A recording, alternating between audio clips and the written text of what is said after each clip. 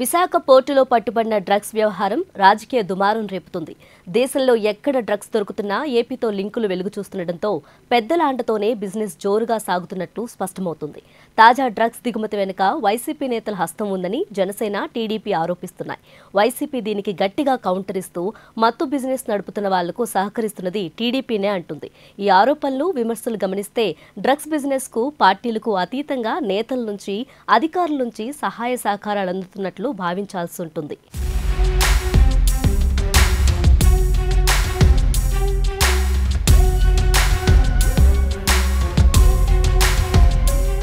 బ్రెజిల్లోని Santos port నుంచి ఓ కంటైనర్లో ఈ డ్రగ్స్ చేరాయి.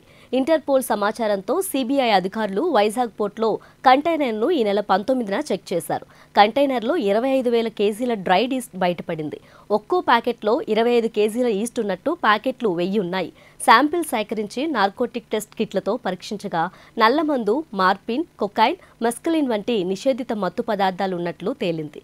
డ్రగ్స్ విలువ 50,000 కోట్లకు పైగానే ఉంటుందని అంచనా.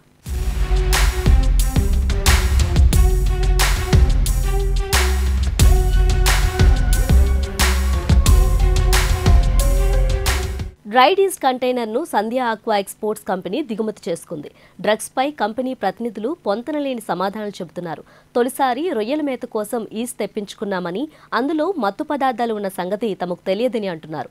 అయితే ఈ కంపెనీ కొన్నేళ్లుగా ఈస్ట్ తెప్పించుకుంటుందని సిబిఐ అధికారులు చెబుతున్నారు. ఈ కంపెనీ ప్రతి నెల 5-6 కంటైనర్లు తెప్పించుకుంటుందని సమాచారం.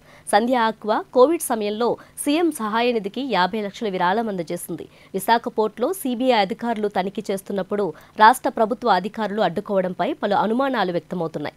నిందితులను కాపాడేందుకు ప్రభుత్వంలోని పెద్దలు, వైసీపీ నేతలు రంగంలోకి దిగినట్లు టీడీపీ ఆరోపణ.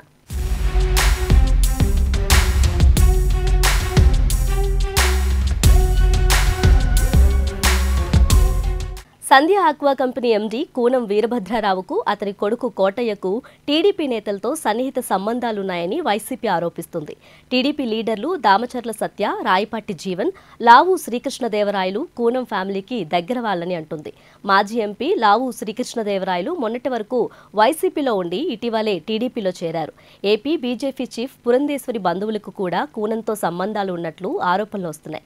ఏ పార్టీ అధికారంలో ఉన్నా ఏపీలో డ్రగ్స్ వ్యాపారం జోరుగానే సాగుతుంది. 2021లో గుజరాత్లో దొరికిన 21,000 కోట్ల విలువైన డ్రగ్స్ లింక్ విజయవాడలో బయటపడింది. విజయవాడకు చెందిన ఓ కంపెనీ టాల్కమ్ పౌడర్ ముసుగులో డ్రగ్స్ తెప్పించుకున్నట్లు తేలింది. ఓ వైసీపీ నేతకు బినామీగా వ్యవహరిస్తున్న వ్యక్తి ఆ కంపెనీ నిర్వహిస్తున్నట్లు ఆరోపణలున్నాయి.